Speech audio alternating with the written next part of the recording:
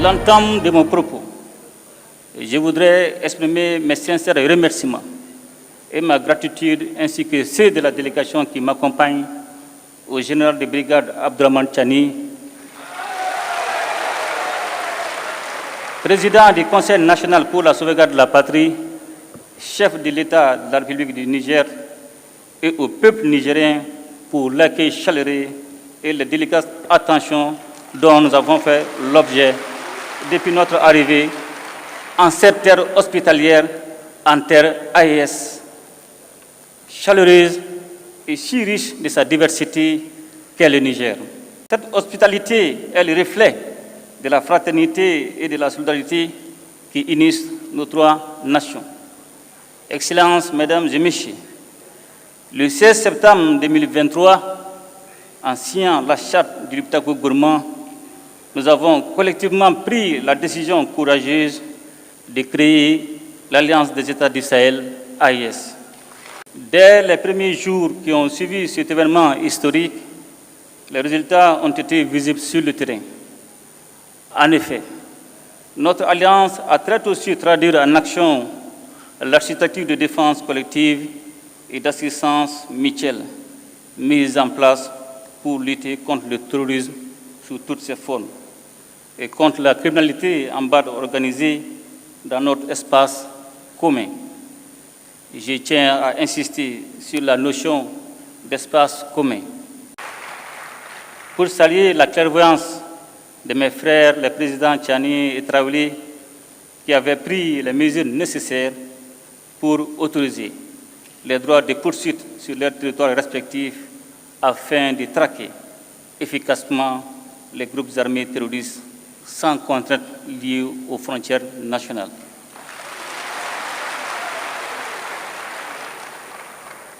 La dimension sécuritaire à l'origine de la création de l'AES est parfaitement prise en charge par nos forces de défense et de sécurité qui opèrent en totale complémentarité face aux attaques terroristes. Nos forces se projettent désormais en posture offensive pour neutraliser ces groupes sans foi ni loi. L'engagement et la détermination de nos hommes et femmes au combat forcent notre fierté, notamment au vu du recul indéniable de l'insécurité dans l'espace AIS. La meilleure illustration de cette avancée sécuritaire est le retour de l'État, des administrations et des populations dans des localités longtemps, bien trop longtemps occupées par les groupes armés terroristes appuyés par leurs sponsors extérieurs. Ainsi, aujourd'hui, il est évident que la paix a changé de camp. Pour preuve, nous assistons régulièrement à des actes de reddition d'éléments terroristes qui déposent les armes devant nos armées nationales. La mise en place de la force conjointe des États du Sahel en mars 2024 est le symbole de notre unité d'action et de notre détermination à protéger ensemble nos populations et à préserver notre souveraineté. Excellences, Mesdames et Messieurs, je parlais un peu plus tôt des droits de poursuite qui, le temps des opérations antiterroristes, abolissent les frontières entre nos trois États. Et je voudrais profiter de cette occasion pour aborder l'un des autres aspects essentiels de notre alliance commune, celui de la libre circulation des personnes et des biens. Trop souvent, les populations de nos États respectifs ont entendu prôner le principe de cette libre circulation sans qu'il ne soit une réalité vécue. Tant les tracasseries administratives et routières ont dévoyé cette ambition. D'ailleurs, je sais qu'avec mes frères, les présidents Tchani et Traoré, nous ne dirons bientôt plus les populations respectives de nos pays, mais plutôt nos populations AES. Car l'AES que nous sommes en train de mettre en place est d'abord et avant tout l'AES des peuples. Une AES dans laquelle les Burkinabés et les Nigériens seront chez eux au Mali et inversement, sans aucune forme de barrière bureaucratique. Cette liberté de circulation sera sous-tendue par une accélération des investissements dans le domaine des infrastructures routières et ferroviaires et aériennes, et dans celui des nouvelles technologies de l'information et de la communication. Toute chose qui catalysera l'approfondissement des investissements dans le domaine de la production agricole et dans celui des industries de transformation, profitant ainsi de la complémentarité de nos économies. Pour parvenir à cette réalité qui est déjà en construction avancée, nos ministres n'ont ménagé aucun effort. En effet, ils ont tenu en moins d'1 an 4 rencontres sectorielles et élargies qui ont permis de poser les jalons nécessaires à une alliance des États du Sahel aux compétences renforcées. Les ministres chargés de l'économie et des finances ont ouvert la voie à la coordination dans le domaine du développement économique en formulant à Bamako, le 25 novembre 2023, des recommandations pertinentes en vue d'un développement harmonieux de l'espace AIS. Elles ont concerné les aspects touchant le renforcement d'un cadre commun et harmonisé des politiques publiques dans les domaines économiques, financiers, minéral, éducatif, environnemental et culturel, et la réalisation des projets structurants en commun. Les ministres des Affaires étrangères, réunis une première fois à Bamako, le 30 novembre et le 1er décembre 2023, ont convenu de la coordination diplomatique et ont soumis à notre appréciation la recommandation de mettre en place une confédération réunissant les 3 États en attendant la mise en place d'une fédération regroupant le Burkina, le Mali et le Niger. De manière proactive, une réunion ministérielle élargie s'est tenue à Ouagadougou le 15 février 2024 pour élaborer les avant-projets des documents relatifs à la Confédération.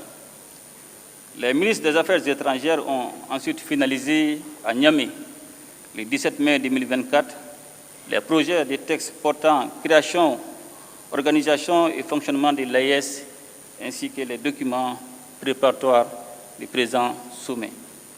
J'ai tenu à faire ce rappel, Excellences, mes chers frères, pour adresser nos chaleureuses félicitations à nos ministres et à leur équipe technique pour le travail abattu en si peu de temps. Et surtout pour la qualité des documents qu'ils ont soumis à notre appréciation. J'ai particulièrement jugé utile de saluer, à travers les projets de textes élaborés, le maintien des valeurs chères à nos cœurs, à savoir les valeurs de fraternité, de solidarité, de complémentarité, mais aussi et surtout l'importance de placer et de garder les populations au centre de l'action de la Confédération.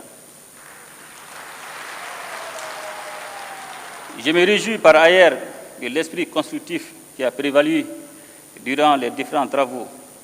Cet esprit est justement ce que nous sommes invités à formaliser durant le présent sommet, afin de répondre à l'attente pressante de nos populations qui aspirent à vivre ensemble, à vivre en paix, à vivre en communion et en harmonie dans un espace stable et prospère. Excellences, Mesdames et Messieurs, ce premier sommet de l'AES est l'occasion de réaffirmer notre solidarité et notre soutien mutuel. Je ne saurais à cet égard manquer de réitérer nos remerciements à la République sœur du Niger pour sa solidarité agissante en décidant de nous livrer d'importantes quantités d'hydrocarbures. Excellence et chers frères, le général de brigade Abdourahmane Tchani, en cette période de crise énergétique, votre marque de fraternité, au-delà du symbole, revêt un caractère particulier pour les Maliennes et les Maliens. Il nous appartient désormais de renforcer ces liens stratégiques entre nos trois États pour surmonter ensemble les défis auxquels nous faisons face. Pour terminer, je voudrais réitérer notre ferme détermination à faire de l'Alliance des États du Sahel un modèle de coopération régionale, de solidarité, de développement, un modèle aussi d'intégration sous-régionale conformément aux principes de la charte du Liptako Gourma. Excellences, Mesdames et Messieurs, nous honorons aujourd'hui à Niamey notre rendez-vous avec l'histoire pour faire revivre avec notre confédération l'esprit d'unité voulu par les pères fondateurs du panafricanisme. En assumant notre part de responsabilité et de leadership dans cette œuvre exaltante et indispensable pour la région du Sahel, voire au-delà. Vive l'Alliance des États du Sahel, vive la solidarité entre nos peuples. Je vous remercie.